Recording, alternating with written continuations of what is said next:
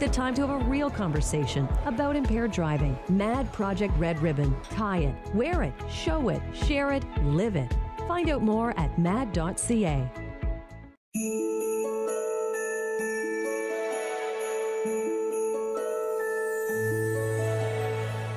This is Rogers TV.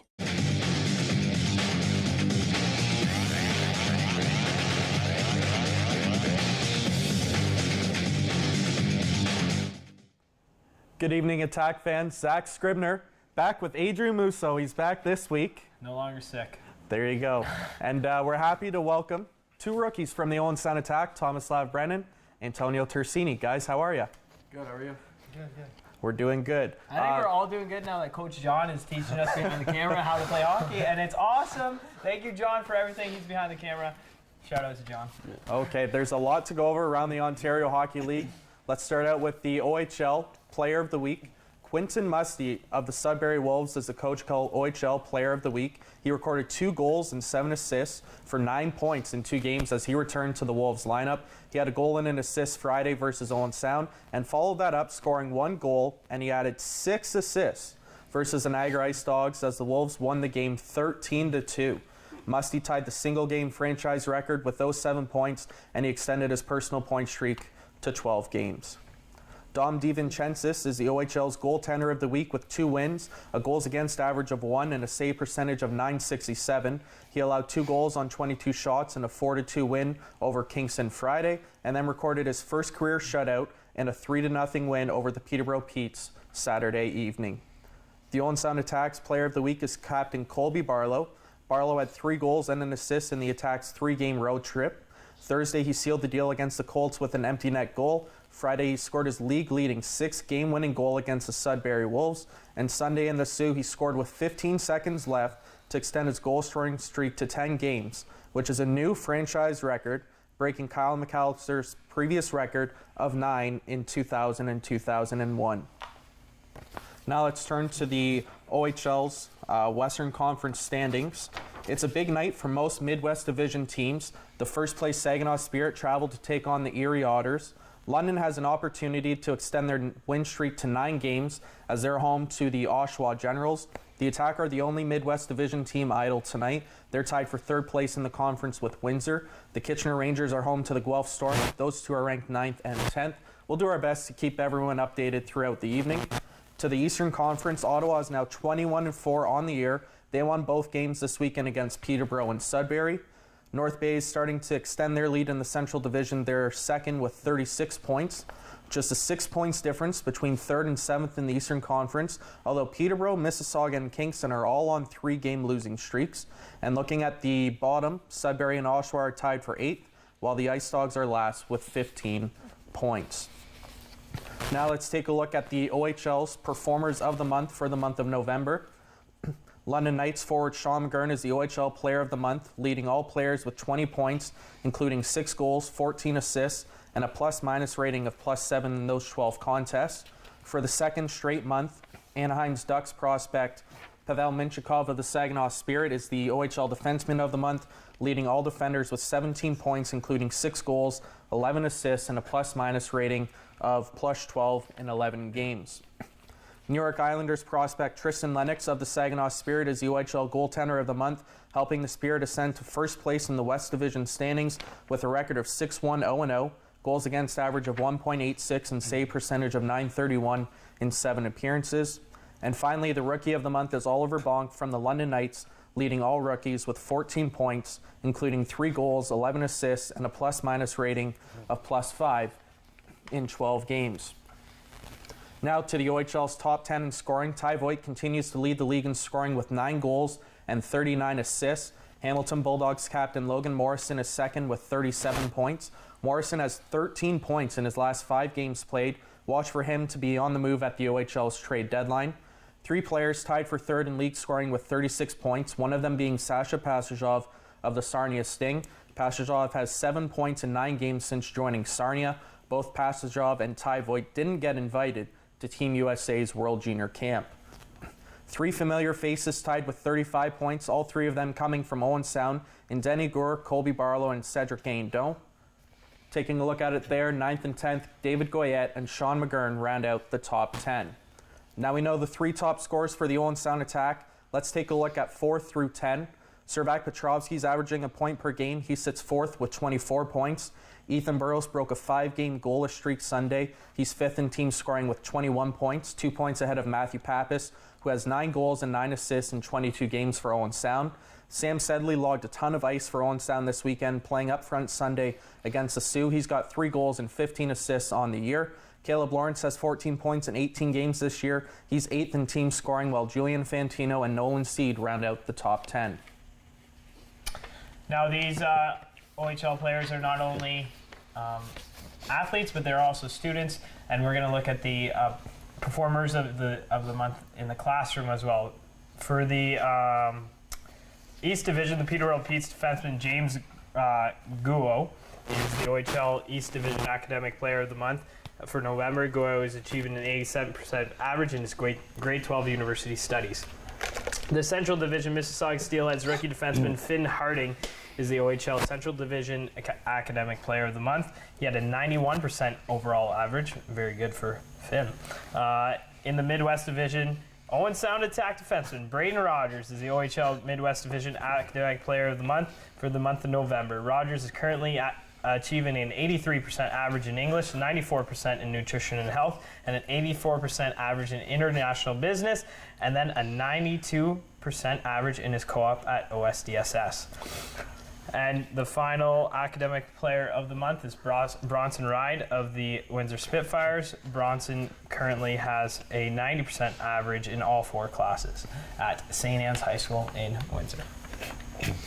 Now, fans, we want to take this opportunity to pass along our condolences to Rogers TV member Mark McKelvey and his family, the entire Owen Sound Attack organization, Ray McKelvey, business manager of the team, everyone around Owen Sound. It's a big loss for the Owen Sound Attack, the city of Owen Sound, just so passionate for hockey, and really the city of Owen Sound. He passed away Friday at the age of 87.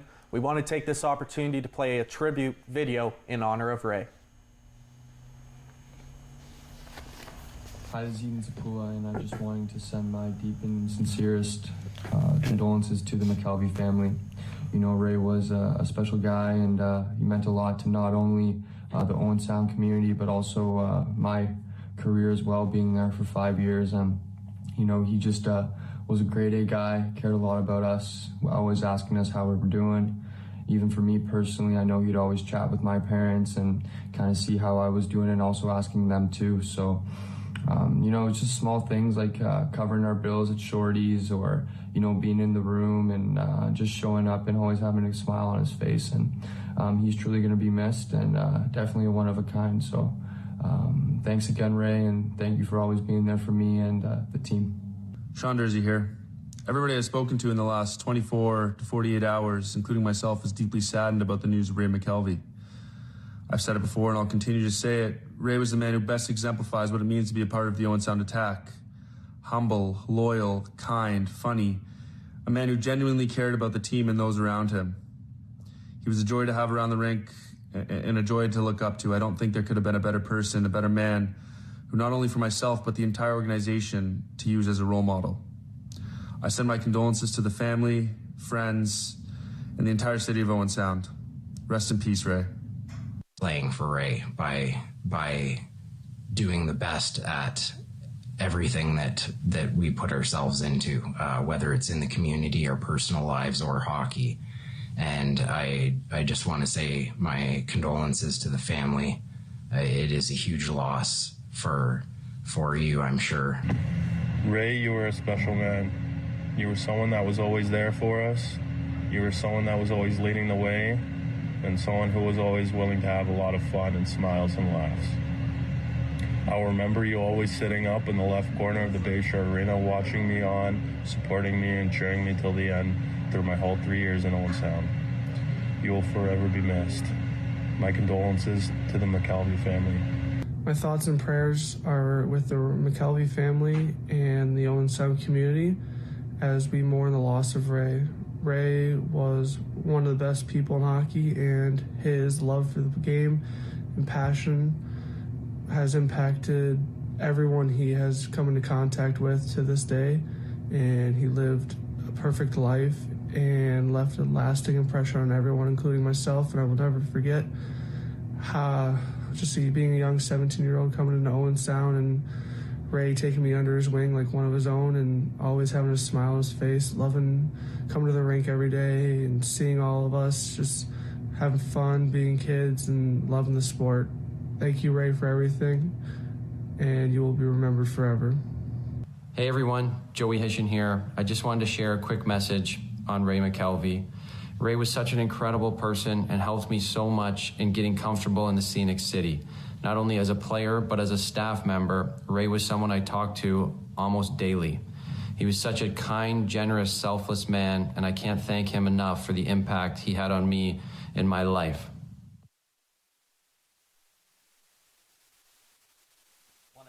Thank everyone there that you saw in that video, sending in their memories and what Ray McKelvey really meant to them and their time in Owen Sound. Once again, passing along our condolences to the Attack organization and the McKelvey family.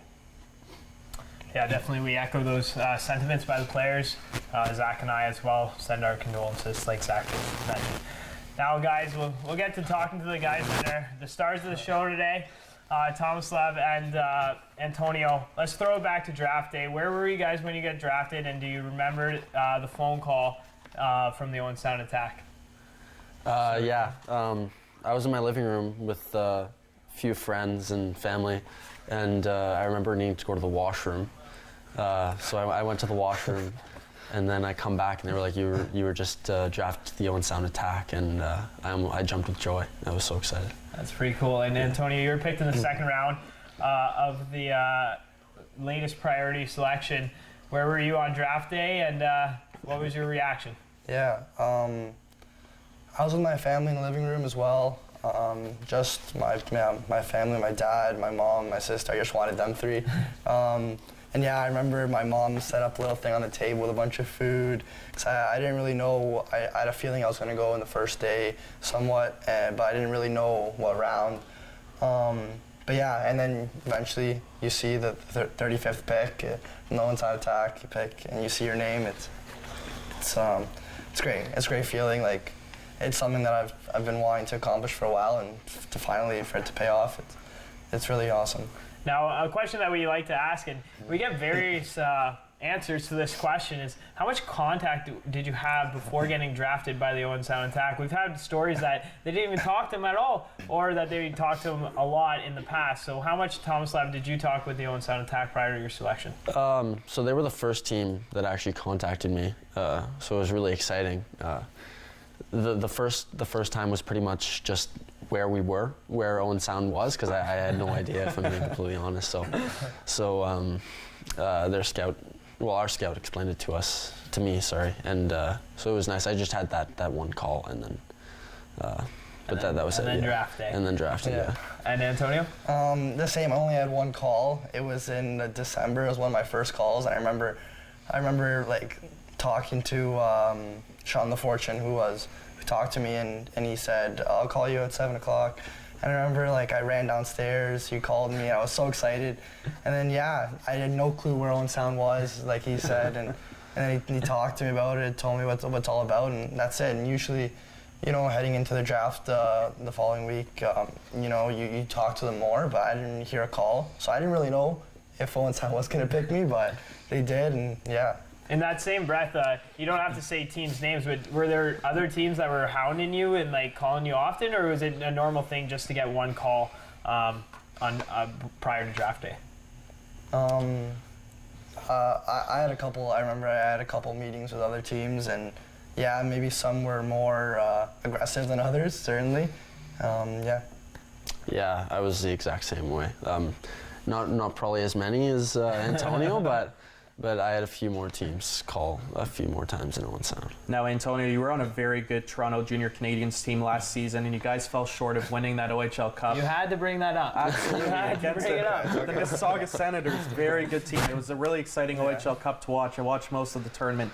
Just want to know, what was that U16 season like for yourself, just playing on such a deep JRC team? Yeah, it taught me a lot, and things that I will I brought with me to the OHL and I use now. It was a great season, like great players, like probably the tightest I've been with any group. And we fell short, but I look back all the things we accomplished, Silver Stick Finals, GTHL Cup Championship, like those are just awesome achievements. And I know that some of the guys have been drafted and are playing right now, so it's even cool to chat with them and see how they're doing right now. Now, speaking of achievements, you were the leading scorer in the GTHL, 32 goals, 54 assists for 86 points. No big deal. Not a big deal. So I believe you didn't have a U15 season just because of COVID. So what was the key to your success offensively in your OHL draft year? I feel like I gotta show my line mates. Like they helped me a lot. Ben Bolson and Martone on Sarnia and Peterborough, like those guys were awesome. So I gotta give a lot of credit to them. But I feel like just that U15 year where we didn't have it, always in the gym, working out, just even my mental game, making sure that's on point and not like having a bad game, just reset and always being good. Well, you're being a little bit humble there. When we had Dale DeGray on and he talked about you, he noted that you played on a line with Martone and Van Volsen, but he said that if you went and watched the game, there was one person that was always stirring the drink, and it was you, and that's what caught his eye. It was you were the stirrer of the pot, and that's starting to come out of your game right now, and you're excelling at the OHL level already. So. Don't be so humble. Now, I want to bring it up. You played against probably the star or the biggest celebrity in St. Mary's right now in Carter George with the Thunder Bay Kings flying in bi-weekly into the GTHL. Are there any memories that stick out going up against Carter? I remember very first game and their first game in the GTHL. I scored his first goal, I scored my first goal against him. It was a lucky goal. Like the D, I think I drove the net and the D hit the stick and it went in. I don't know, but yeah, that was one memory. It's awesome how they've come to the G and they traveled. I was talking to Carter about it. It's it's awesome. Now the coaching staff was saying like Carter George, he might allow 8-9 goals, but he's going up against 90 shots. The talent of the GTHL, so that's a good one. I'm sure you bugged it about him when he was in Owen Sound too. I always give it to him. Now, Tomislav, last year you played in the CCHL for the Ottawa Junior Sens. You recorded 4 goals and 14 assists in that season. What was it like playing your first year of junior hockey? It was a pretty big difference going from U18 in Ottawa to junior in Ottawa. A lot bigger, older guys. It's kind of like the OHL, just maybe not as fast and not as much skill, but they definitely hit just as hard. It was good. We had a really good team, so it helped for sure. Smooth transition with great guys too. So. Now, in a ringside interview that I had with you, I asked you the question that you signed a little bit later in training camp, just before the season got going. And the reason for that was you weren't sure if you wanted to leave home. And then you mentioned that you made the right call. Yeah. Can you just elaborate to the fans that weren't watching the game, may have been at the rink, that are watching at home, what that whole process was like? So I left camp knowing they had an offer for me. And Dale told me when I was with my dad in an interview, just kind of saying like, normally when players leave camp, they don't come back. And even then, I still kind of knew, like, in the back of my head, I knew I was going to prove them wrong there. It was just kind of me getting over my fear leaving home and figuring out what I wanted to do with hockey. I wasn't sure if I wanted to stay and play junior in Ottawa or make the big step and come and play in the OHL with the Owen Sound Attack. But I'm really happy I did because I love it here. Fans, atmosphere, teammates, everything is great here. So. That's awesome. And so now we're looking back on the summertime one last time. And what was the one thing that you guys honed in on your game that you said, I need to do this in order to be ready to play in the OHL? I'd say my skating. Like, I think I'm a pretty good skater. I'm pretty fast, but definitely my edge work. Like, I've noticed it a lot. There's a lot of shifty guys in the league, and making sure that's up to par. I feel like also my stick handling, there's always room for improvement. So just even getting better at that and making it a big priority. Yeah, like Antonio, I'm just kind of working on everything, trying to build my game, but I didn't want to come into the OHL and be thrown around too much, so I worked a lot on strength and and speed. I don't want to be slow out there either. So. Now, a personal question. One thing that caught my eye in training camp from your part was your shot. How many pucks do you shoot a day? In Ottawa, I actually have a pretty sick setup in my backyard. I don't know if you guys know this, but my dad and his brothers have a few farms between them and a few sheds that they don't use. So we have like a 60 by 20 shed in the back of in our backyard, and put a platform down with a bunch of like shooting pads, I guess, like the synthetic ice, and I'd shoot every day. That's a kid's dream right there. Yeah, it was. Sounds like yeah. it. Yeah. It explains the really quick release that you have, though. Guys, let's flash back a little bit. What were some of your favorite minor hockey memories? I gotta say Silver Stick championship. Winning that with the JRC team was just awesome. It's like such a marquee event, and like everyone knows about it. And to win it with the boys, it was awesome. Yeah. Does last year count for me, or? You weren't playing minor hockey. No, but, okay. But right. we can count it if you have a story about it. Probably winning the CCHL playoffs last year, and then going to Saskatchewan, Estevan, playing in the. You guys played against Brooks Bandits. We didn't play them, but in that tournament. Yeah, but we got to watch them, and that was surreal too. But yeah, just playing in that and being with all the guys in a hotel for 2 weeks and being with your buddies, it was awesome. Now, who's one player in the NHL that you try to model your game after, and why? I've said Anthony Cirelli before, and I'm going to say it again, fellow Italian. But other than that, like, he's just a great player. I'd love to play like him, and I feel like I do. We both incorporated like that speed, that work ethic, and that hockey IQ, and yeah. I'd probably have to say Jonathan Toews. I've always looked up to him as a player and as a person, and I do definitely try to model my game after him. Now, do you know Anthony Cirelli's story in the OHL? I've heard that he went undrafted, and he was the MVP for the Memorial Cup Oshawa. And scored the overtime winner yes. as well. Yeah. Against the Kelowna Rockets and Leon job. Draisaitl. A little bit of fun facts for the people at home that'll definitely remember that memory. So now you guys go from being on the top lines of your junior team or of your minor hockey teams to an OHL team, and now you have the role of being a third or fourth line player. Eventually in your careers you're going to be back on the first line, that's for sure. But right now, how do you take the role of being a third or fourth liner? I feel like at first it was a little minor setback. It kind of messes with your brain, but you gotta adjust. And if you want to play in this league, like I said, you have to adjust. So I did. You gotta do the little things right, and you want the team to win. So whatever it takes, you gotta do. So yeah. I played kind of a similar role last year, so it was a little more familiar for me. But just maybe trying to get out of that. But it's nice. Exactly what Antonio said, just doing the little things, getting pucks deep, getting hits, and playing your game. Now, speaking of adjusting to the OHL, what's that welcome to the OHL moment? I gotta say, when Denny Gour made a sick pass to me, and then I thought I had it, and then Ben Goudreau comes across and makes a sick save. Like, there's nothing I can do. Like, I don't know what more I could have done there. Yeah, I'm sorry, Denny, if you're watching this. But yeah, that's my welcome to the OHL.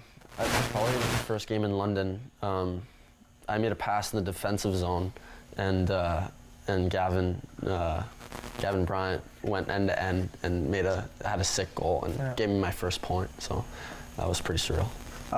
Now you mentioned it, your first regular season game, you step into a building at Budweiser Gardens, there's 9,000 people watching you, it's your first game. At what point of the year did the nerves settle in for you guys?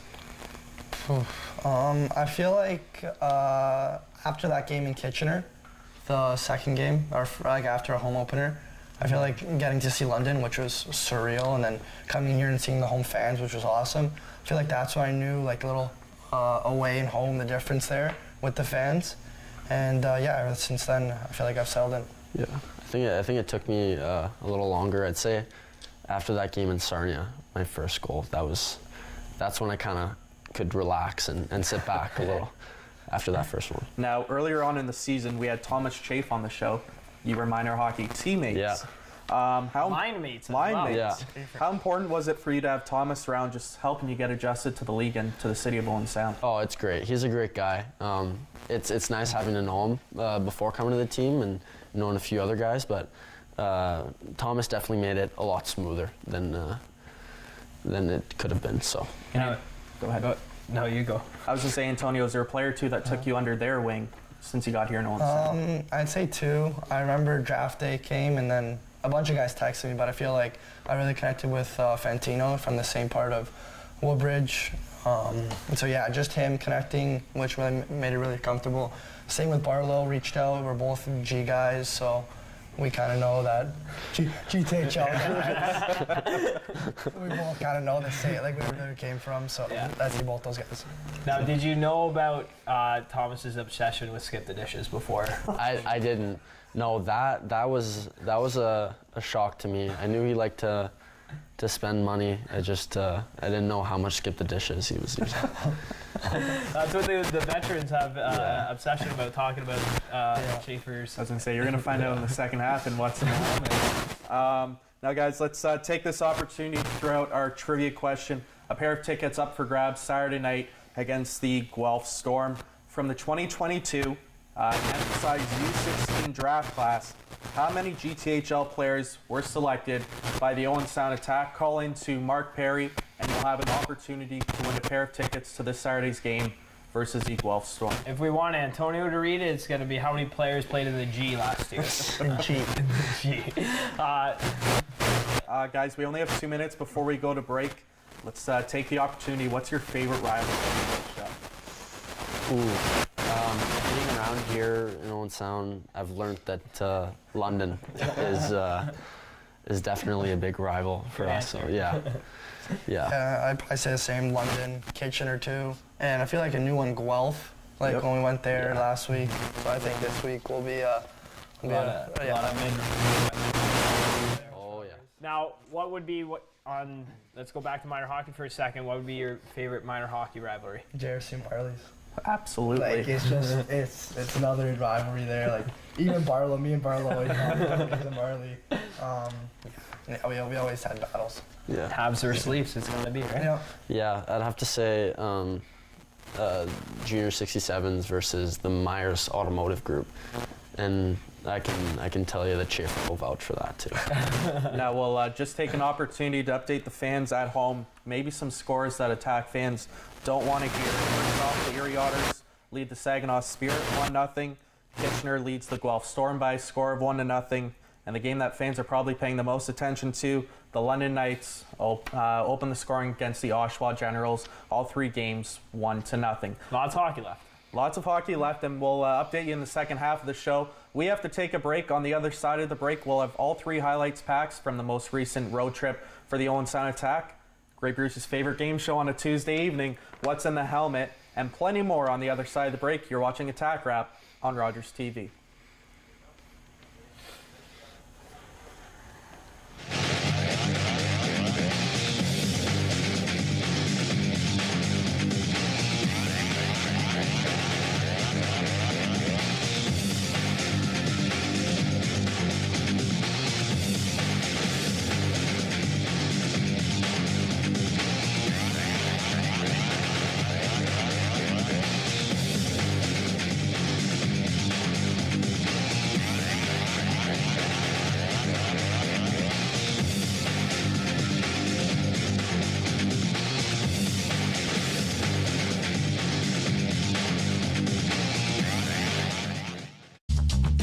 This program is brought to you by Ignite TV. Now you're in command. Visit Rogers.com for more details.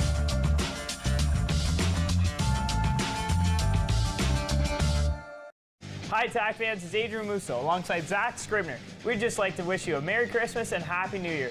Thank you for joining us throughout the 2022 season, both last season and this season. We'll be back January 3rd with the coaching staff from your Owen Sound Attack. Once again, Merry Christmas, Happy Holidays, and thank you for tuning in to Attack Wrap here on Rogers TV.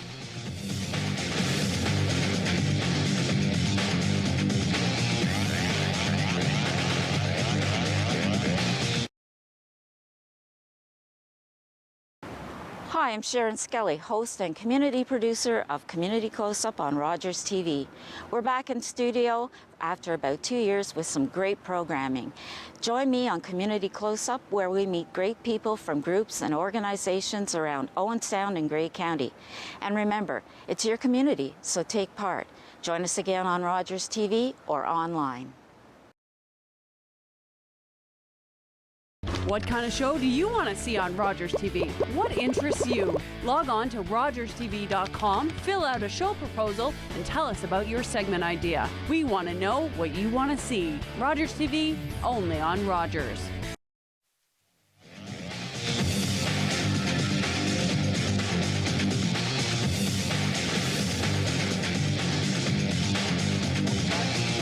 Back Scribner and Adrien Mouseeau, joined alongside two working with the Owen Sound Attack, Tomislav, Brennan, and Antonio Tersigni. Just want to take this opportunity to address the 5 OHL players that were invited to Team Canada's National Junior Camp. It'll take place in Moncton, New Brunswick. 2 of the players selected, Peterborough Pete's forward Brennan Othman and Mississauga Steelheads defenseman Ethan Del Mastro. They were members of Canada's gold medal winning national junior team this past August in Edmonton. Del Mastro's Mississauga teammate Owen Beck is also included on the 29-player selection camp roster, along with Ottawa 67's blue liner Jack Mateer, and Sarnia Sting netminder Ben Gaudreau is one of the 4 goaltenders invited to camp. No Owen Sound Attack players on that list, but we pass along our best wishes to Andy Brown, who will be one of 2 athletic therapists for the team. Absolutely, some good players there going to be representing Canada. Would be shocked if maybe Brendan Othman wears the C for Canada. I'll just throw that one out there. Bold prediction. Yeah, Ethan Del Mastro going to be the leading defenseman in minutes. The OHL is just going to dominate at World Jays this year. Well, they're going to have a good tournament. Anyways, we mentioned the Owen Sound Attack. We're on a 3-game road trip this past week. Let's take a look at the highlights from Thursday night versus the Barrie Colts.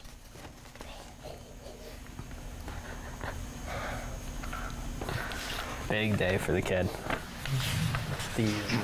Owen Sound plays it back to the point. Long shot's loose in front, and it's in. That pinball's into the back of the net, and the Owen Sound Attack are going to take a 1-0 lead. It's a little over 5 minutes in. Again, just watch this Petrovsky again. Just good play, put the puck to the north of the net, and I think it goes off Petrovsky's skate in front. There it is, off his right skate. Just over 7 minutes in here in Barrie. And off the turnover, nice pass down low, and West with a great poke check, but he can't recover, and is put into the back of the net by Caleb Lawrence. Again, Owen Sound just does a good job winning the battle along the boards, get the puck to the front of the net. Lawrence trying to make that move, but watch, it's going to go off the skate upon it. Another fortunate bounce for the Attack. You know, Chenard saw that puck the whole way. You need traffic in front. And here off a bouncing puck turnover, we got a breakaway. Gandon all alone, and he goes 5-hole, and it's in. It is 3-0 Owen Sound. And handle that. Gandon's going to go all in alone and just finds a way to squeeze it in between the pads of Ben West, but that bouncing puck creates all sorts of havoc for Punnett. In by Cardwell. Cardwell's been out for the entire second period so far. Plays it back to the point, right across, they score! Bo Jelsma wide open on the doorstep. Jelsma makes no mistake, and great vision there. Ethan Cardwell started this whole sequence. Picked off. Good vision by James Petrovsky right in front, and they score off the neutral zone turnover. Cedric Gowden. Loon here, the Colts hoping to get on the momentum, and watch Shaft, a nice little feed there to Gindon finds it. He's got the stick already. Weigel across the blue line, and they score. He was looking for Matthews, and the puck popped right back onto Weigel's stick. And he said, all right, I'll shoot it then. And it puts it in the back of the net. And we got a 4-2 game. And just a good job fighting off the defender here. He's going to cut in, and he's trying to find Matthews, but that's... And Colby Barlow looking to bury the... And he will bury the empty netter. The Owen Sound Attack victorious at Sadlin Arena for a second time this season, a 5-2 win over the Barrie Colts. Congratulations, Antonio. First 2 career points in the Ontario Hockey League, 2 assists, 2 minutes apart.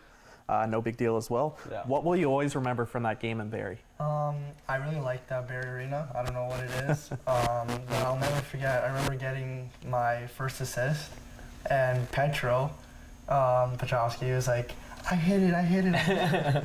So he made me remember, like he made me know that it wasn't my goal and he scored. But I like Petro, so I'll give it to him. Now, you guys have had a tough time as of late with your starts to games, but this game was a different. You guys went up 3 goals early. What's it gonna take to have better starts? What do you guys think is the key to success of that? It's going to take discipline. I feel like our warm-up's got to be a lot better. And just our preparation before the game, just being more focused. I think we are very focused, but at times we can get sidetracked and think about other things and talk about other things. But I think, if we do those things, we will have really good first periods. I agree. Speaking of milestones, Tomislav, your first career 2-goal game was in Sarnia against potential World Junior goalie, Ben Giroux. What was that feeling like when you're in Sarnia potting 2 on one of the best goalies in junior hockey? That was, my first goal. That was awesome. Seti gave me a nice pass. I was screaming for it. So he put it on my tape, and I just kind of looked down at the puck and shot it towards the net, and it happened to go over his shoulder. So now the second one, though. That might be the key. Give him some advice. Just like look at the puck. Put your head down.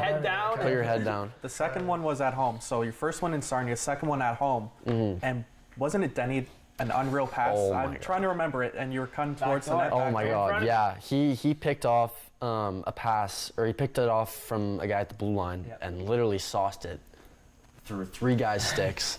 It landed on my stick. I didn't think it was getting to me, so I kind of... It's a quick moment. You have to it was adjust. quick. So then I got it on my forehand. I went forehand, backhand, and just like... Next time we have you 2 on, we'll bring in a net. You guys can show the fans what happened. We'll get it from his barn. From his barn, yeah. He's not using it right now. Now, you guys have had, we mentioned some offensive success this season, but what were some of the areas you guys really had to adjust to in the OHL early on?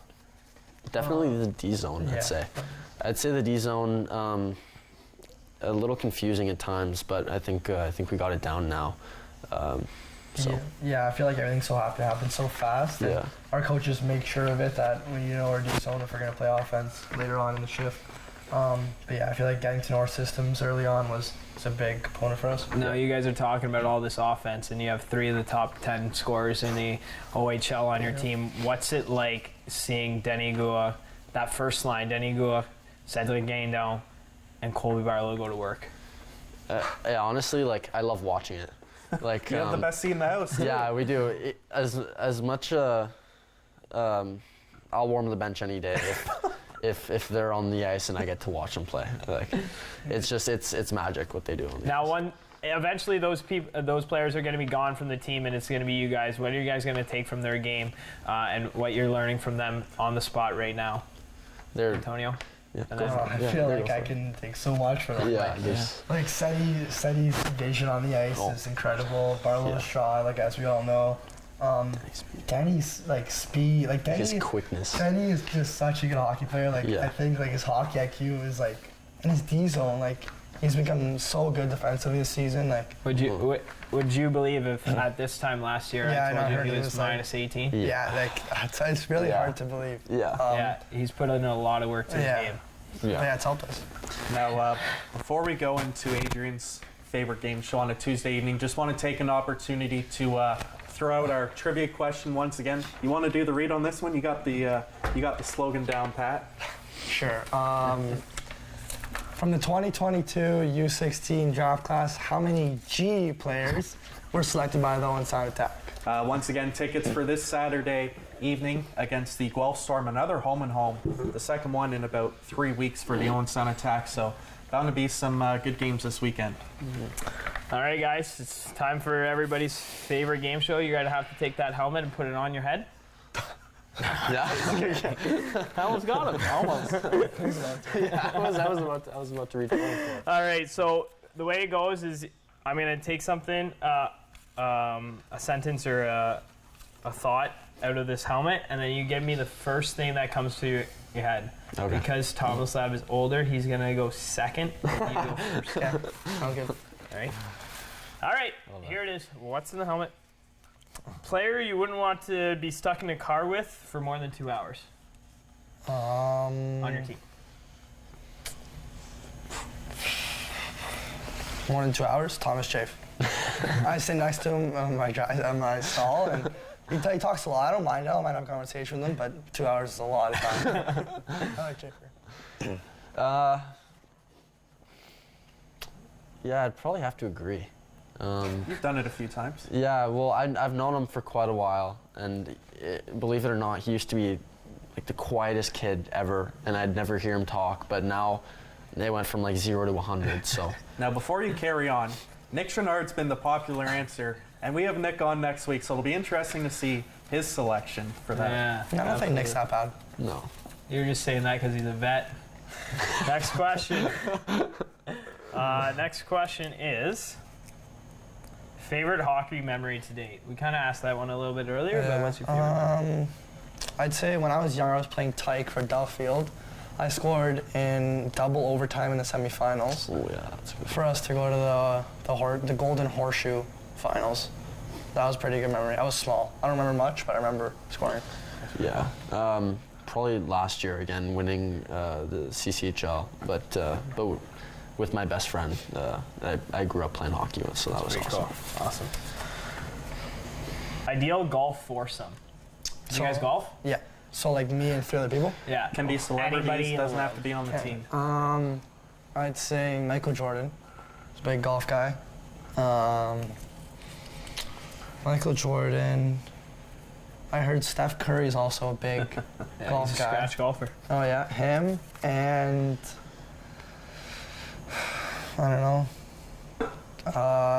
Servac Petrovsky. I want to see him golf. I've never golfed with him. I don't know what he's like. I've only been golfing twice in my entire life, but I'd probably have to say, man, I don't know. Probably you 3. Yeah. Next summer. Yeah. Training We'll camp. go to Cobble. We'll go to Cobble. Yeah. I was going to say, you need to go golfing with Cal Unions. If you've only been twice, I think he's probably, him and Burroughs, they say, are the best 2 on the team. I went, my second time was over at Legacy? Legacy. Yeah, and it was with... I should have shouted that amount. I'm a member at their course. Yeah, it was with Cal and Teo, so that was fun. Cal smoked both of us. I was just kind of there. I couldn't tell you how many balls I lost. But. All right, who has the best shot on the team? Can't say yourself. Okay. Come on. That's kind of obvious. Obvious answer is Barlow. Yeah. I'm thinking. I know Raj, Brennan Rogers has a wrister. Like, yeah. I every time, like before the practice starts, we're all shooting around, and he just bing like all the time. So I say him or Denny. Yeah. Denny gets a really good shot. I was gonna say Rogers is a popular answer. Yeah. Yeah. When he's messing around, he takes a slap shot from the blue line, and not it's stepping actually, in front of I'm it. no chance I'm stepping in front of that. Not. Yeah, he definitely has to use his shot. All right, if you left your house for the weekend and one of the players had house sit, who would it be? Thomas Chafe. Yeah. You would? You're trusting him with your house. Trusting him. I'm trusting him Yeah. or not trusting him? Who Trusting. would? Who would I trust? Yeah. I can't. Okay. Oh yeah, I'm gone. I was gonna say it. I have my answer. If Okay, you, go, if you go, wanna. go. I would honestly, you, Antonio. Oh, I appreciate I feel like that. you're like a trusting guy and you're respectful. You take care of my house, you know, and you'd leave it cleaner than when I left it. I feel like it's only right if I return it. Yeah. Nice. Right. Nice. Are you not going to flip it? Oh yeah. Yeah. Now's your chance to say Chafer. Yeah. Thomas Chafe. Yeah, I'd feel like Skip he'd. the dishes. Yeah, skip the But dishes. I'm Garbage also everywhere. I'm also a skip the dishes guy, so can't say too much. So you just add to your pile. Yep. Who has the best hands on the team? Denny Gore. Denny Gore or Sam Sedley? Sam Sedley, Yeah. Caleb Lawrence. Oh yeah. Oh, Caleb sneaky Lawrence. for 6 foot. Yeah. Sneaky pick. Yeah. Caleb Lawrence. 2 questions left. Who's the smartest player on the team? On the ice. Denny Gore. Yeah, Denny Gore or Cedric Gano. Kendall as Yeah, well. for Do sure. you guys like bill it with these guys? Or No, I just No, I'm I so just- tires? I'm always Yeah. astonished when they're on the ice and Yeah. when I'm in practice or when they're I've playing. got like, one before your last one. Which player takes the longest to answer their phone? to answer their phone. I asked this one last week when you were gone, and I got some interesting answers from Tino and Cal. Oh, they probably Tino. Did Tino say me? They didn't sewer any of you guys. Really? Oh really? Yeah. Who would I sewer? I'm gonna say Gavin Bryant. I've called him a couple times, no answer, and then later on he'll call me back. Yeah. I I don't know. I'd probably say Braden Rogers. They went with both of them. Thomas Chafe. They don't even think that guy owns a cell phone. That's true. That is true. He's That never on is his phone. really He's really never true. on his Yeah, I'll text him and he'll answer me a Probably week flying later. somewhere though, guys. Yeah. No service. Phone's on the airplane. Yeah. Yeah. And last question: who's your celebrity crush? Mine is Jessica Alba. Jennifer Lawrence. Rookie edition. What's in the helmet? You guys did well. Put it away. Now I mentioned the Owen Sound Attack. It was a busy week for them on that Eastern Conference road swing. Let's take a look at the highlights versus the Sudbury Wolves. Jennifer Lawrence. Robinson. Shot. Score! Well, Dylan Robinson has that shot from the point that you got to be careful of, and I think that deflected and went behind Votari in net of the Owen Sound Attack. He'll go over to the far side, and it's going to be Pappas with a shot. Got checked to the boards, and the Wolves trying to get that shot away. Quick shot. Score!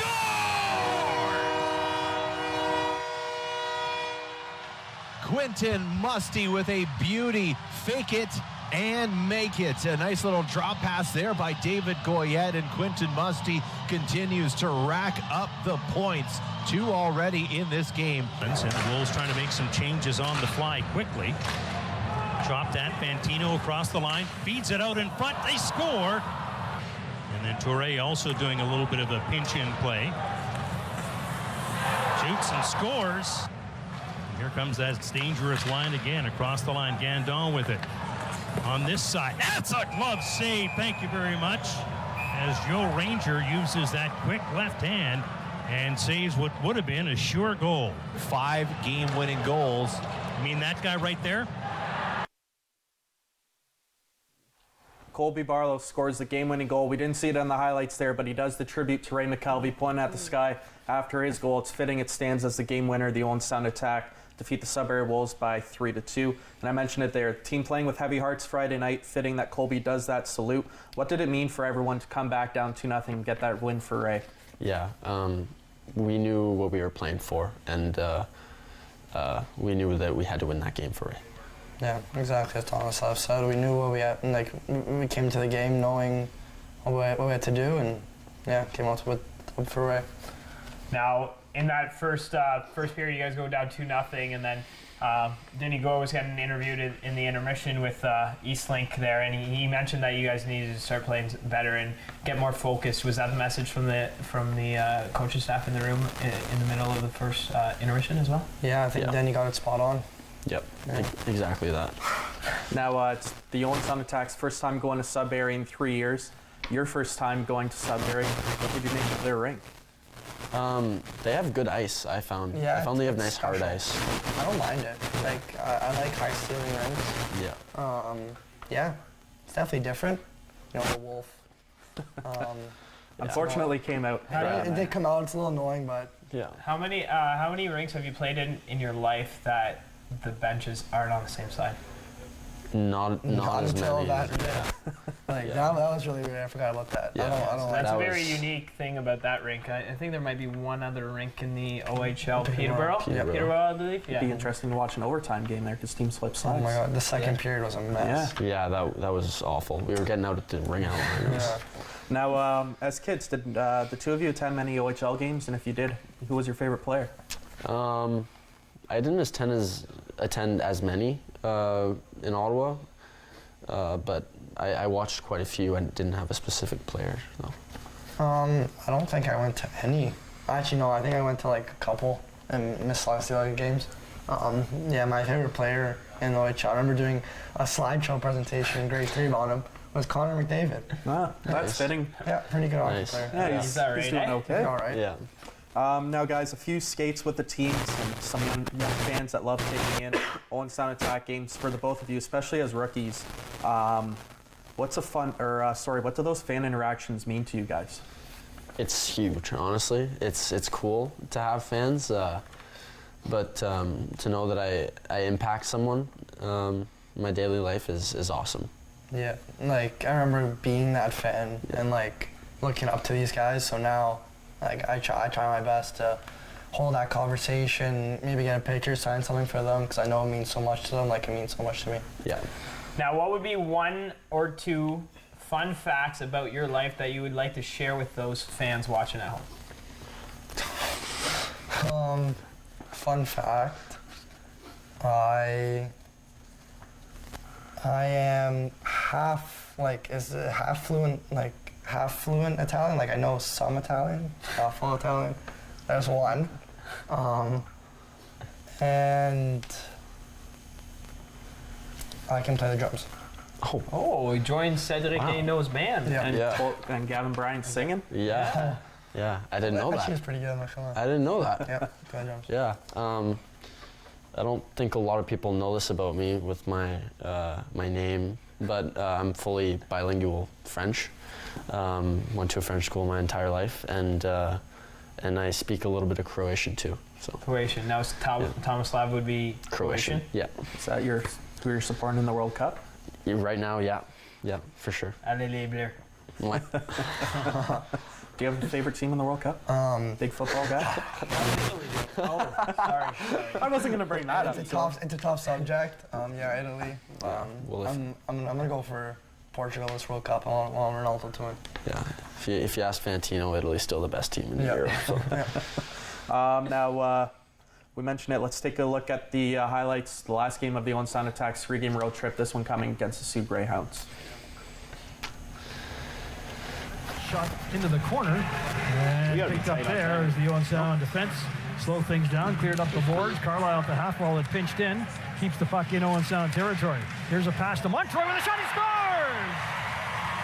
And here come the Teddy Bears onto the ice as the Sioux Greyhounds keep the pressure on, and it's raining Teddy Bears here, an annual event in all OHL cities, of course, this time of the year. Penalty expires. Owen Sound back to full strength. And here they come through center ice. Pappas into the Greyhound zone. Pappas splits the defense, shoots and scores! What a beauty! Matthew Pappas walks right in. A beautiful wrist shot as the penalty had expired, and we're tied at 1. Wow, did he ever dance? Into Owen Sound territory. Toms clears it into the corner. It was behind Montroy, but he fought off his check. Here's a centering pass, they score! Jordan Dentino parked in front as the Greyhounds work the boards, got it to Dentino, left uncovered, and the Hounds take a 2-1 lead. Stick down, here's Gibson at the point, sliding it over to Kudratsev, to McConnell Barker. Gibson moving in, winds up with a shot, scores! Andrew Gibson moved in from the point, perfect feed, beats Chenard, and the Greyhounds lead it by a score of 3-1. Checked. Burrows steals the puck now. He's got a step on Virgilio. Here's Burrows going in the shot. He scores! At the half wall. Gets it to Barlow. Back out to the point. Gwendon. Toe drag is blocked, and Kudratsev takes off. He's got a partial break. Kudratsev in on goal. Goes to the forehand. He scores! Kirill Kudratsev, short-handed, and the Greyhounds lead it 4-2. The side of the net it goes for Savard. Cross-ice pass for McConnell Barker in front of the net, a shot, they score! Calvin Watson parked in front, a beautiful redirection, and the Sioux Greyhounds score on the power play to take a 5-2 lead. Here's Ewens at the point, getting it to Gwendon. Gwendon into the slot, a shot, they score! Parked in front was Barlow, and it's a 5-3 hockey game. There it is. The Sound Attack pick up 4 out of a possible 6 points this week and got that final game to the Sioux Greyhounds by a score of 5-3. That was the trivia answer last week. In the regular season, the last time the Owen Sound Attack have defeated the Greyhounds in the regular season in the Sioux was October 9th, 2016. Usually they play once a year. There last year twice due to COVID. What makes that building so tough to play in? They have pretty rowdy fans, and they definitely come to play. Us being a pretty good team this year, Coach Greg Walters also told us that we were going to get the best game out of every team this year, and I guess we got the best game from Sioux. Now I'm going to add something here, just as a casual viewer, it's a long drive. We talked about that when they arrived. So it might be the drive. No excuses for the Owen Sound attack, but that could be an excuse that I might be giving them. Guys, Colby Barlow scored his for the, what was it? 10th straight game. 11th, 12th? I don't know. I can't keep count anymore, guys. 10th straight game. Yeah. Owen Sound attack record. What was the feel in the room? Like, was anybody saying anything to him about it, or? I don't think anyone really realized it until we got onto the bus, and then everyone starts congratulating him. Like it's a big thing, but he's just such a great player, and like knowing that he's gonna come and score, like it helps us so much, and it gives us a little bit of confidence boost. And he still hasn't been drafted to the NHL, guys. Not yet. And he scored 20 goals already. Pretty incredible. Tied for second, I think, if not second in league scoring, just behind Francesco. Something pretty funny in that game happened, however, for us on watching. I don't know if you guys are aware of this. During the first period interview, the TV was supposed to interview Colby Barlow, and they interviewed Sam Sedley and asked him all the questions about Colby Barlow. He answered it like a champ. Like he was. Did you guys watch the interview? We talked about it while we were coming here. Like it was hilarious. I died laughing. Yeah, they were like, and then I remember Sedley came back in the dressing room and he's like, "Barbs, I just did an interview for you." And I was like, "What?" And then it was so funny because they even asked him about like Aurelia. And he answered it perfectly. Hey, mistakes happen. Final question for you though, Tomislav, on this road trip, an opportunity to reconnect with Nathan Villeneuve. What was it like going up against him Friday night, a former teammate of yours in minor hockey? It was good. I didn't get a chance to really say anything to him, but it was nice to see him on the ice again. Now, speaking of road swings, when the Owen Sound Attack make an Eastern Conference swing early on next year, what do you look forward to most about your hometown game? I'm so excited. I got to tell you, I think I'm gonna have at least 2 sections there for me. It's gonna be crazy. Big Croatian family, so. That's awesome. And for you, Mississauga is gonna be your hometown game. Are you excited? You already played the Steelheads here at home, so a little revenge tour, right? Yeah, going there and watch a couple games there last year, like being back in that arena would be nice. I got a lot of family coming, so yeah.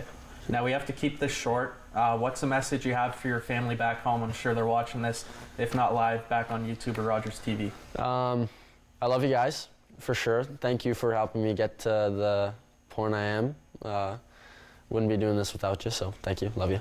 Mm-hmm. Yeah. Thank you guys. Love you guys. This is awesome. I'm on TV.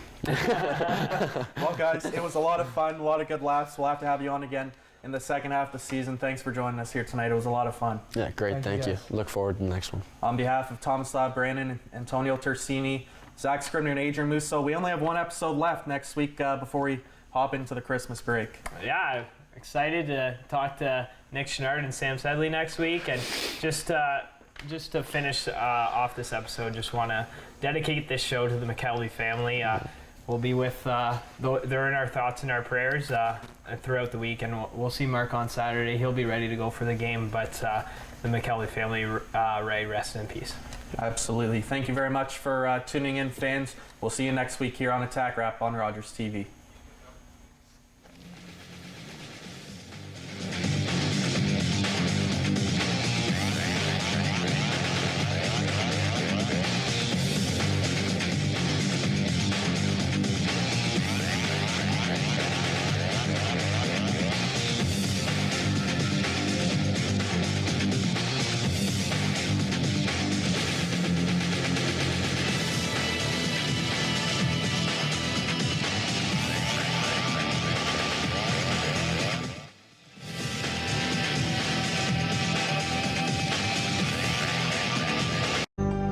Call the Rogers TV viewer response line, email us, or connect with us on social media. It